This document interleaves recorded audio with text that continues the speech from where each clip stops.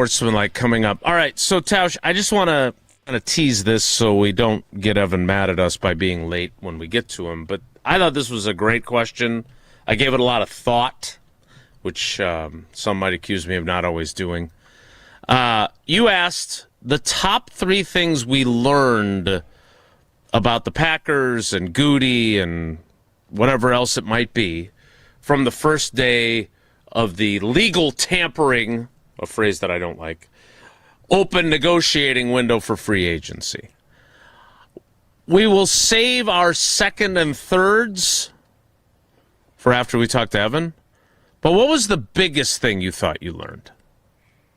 The biggest thing that I think I took away from this is, well, it's kind of twofold, but it's that Gutey thinks that this offensive line is going to be good enough. Most of us kind of thought, because, correct me if I'm wrong, they re-signed Darian Kinnard yesterday, right? Reportedly, yes, indeed. Yeah, reportedly. I know nothing is like concrete until it is. But all of us have been sitting here, and along that, my dual-pronged is Brian Gutekunst still believes in his first-round picks. Because the decisions that he has made in letting guys go and in bringing guys back is that he believes in his first-round picks. Those two guys are going to be instrumental in how this team is going to plug along next year.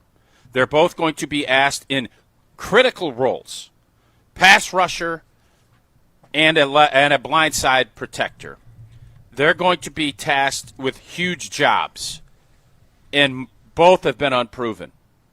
And Brian Gutekunst believes in both.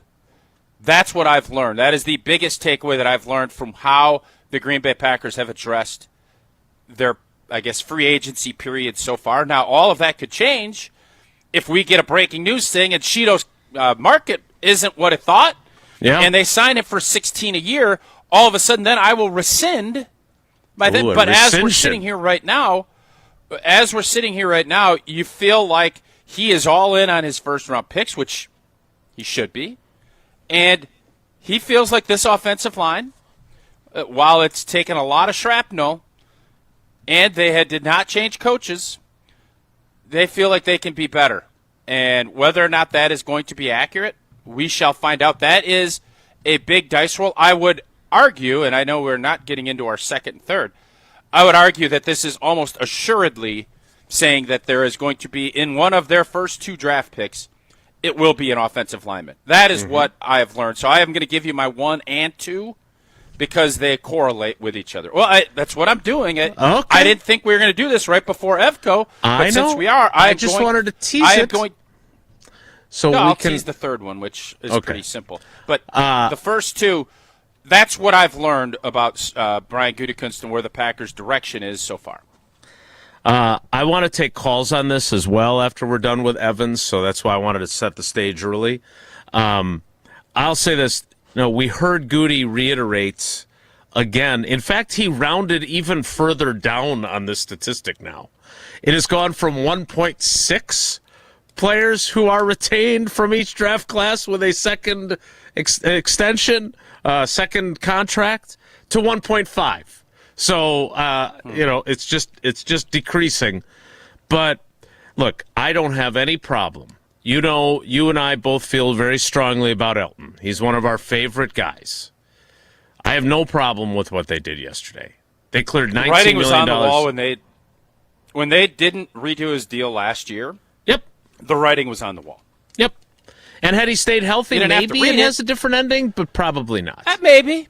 I think that this, if he played healthy and at like an all-pro level, I think they would have paid him and kept him.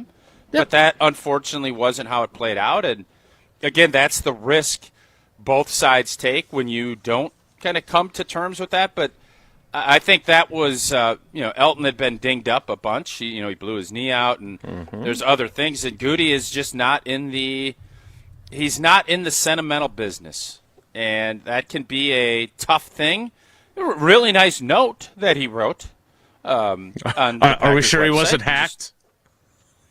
You'll have to ask him. I don't know. But it was nice that he gave Elgton some flowers on the way out, because Elgton, unfortunately, that is the tough part of this business, because man, they showed his stats of where he played, and for him to be able to do that is so special.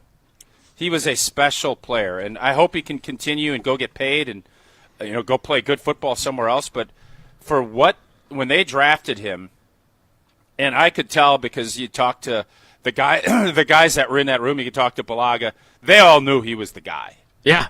They knew he was going to be a really good player. And players know better than anybody else, and they knew it, and Elgton was.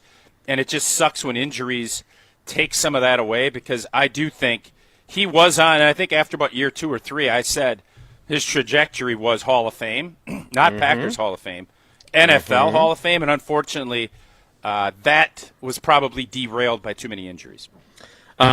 So they release him and they trade Rashawn Gary. Again, moves that make perfect sense. Still can't believe they got a 4th rounder for Rashawn Gary when neither could Skip Bayless. Skip has become a big Packer fan lately. Certainly a critic of his hometown Cowboys. But I just think this underscores Gutey's philosophy, right? I mean, he's now moved on from 5 of his 10 first-round picks during his time. The fact that he was not paying Quay Walker, Jason, quick question on that, because that 5 out of 10, is that how he wants it, or is that because he hasn't drafted well enough? Well, I think it's because he hasn't drafted well enough, but Ted Thompson didn't draft well enough in the first round either. I think you have to be legitimately special, or he has to have a very clear need to give out a second contract now. That appears to be his philosophy. And they were never, I mean, you and I both loved the idea of Tyler Linderbaum in Green Bay. He Not got at that price, an insane amount of money. I mean, $81 million and 60 of it is fully guaranteed. Really well done. Yeah, great job by everybody but Baltimore on that. So the Packers got a much less expensive but not as good alternative, and I think this is what I wrote for Channel 3000. It really does underscore what his philosophy is, because look, both those guys that they moved on from yesterday got second contracts, and much like Jair's, you kind of feel like, well before you got to the end of it, you kind of regretted it, and so I think it's only going to further make him more reluctant.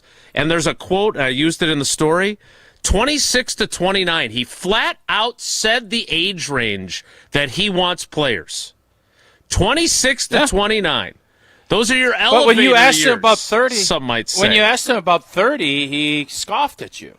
Yeah, that was interesting, wasn't it? But then a few weeks later, he flat out said 26 to 29. So we will get further into this. By the way, I'm always pro player. Totally agree with that philosophy. Totally agree. You stay the healthiest, you're most productive. I still think of all your analogies, the elevator years is the GOAT of your analogies. But I do think that there are guys that merit maybe not sticking as closely to that.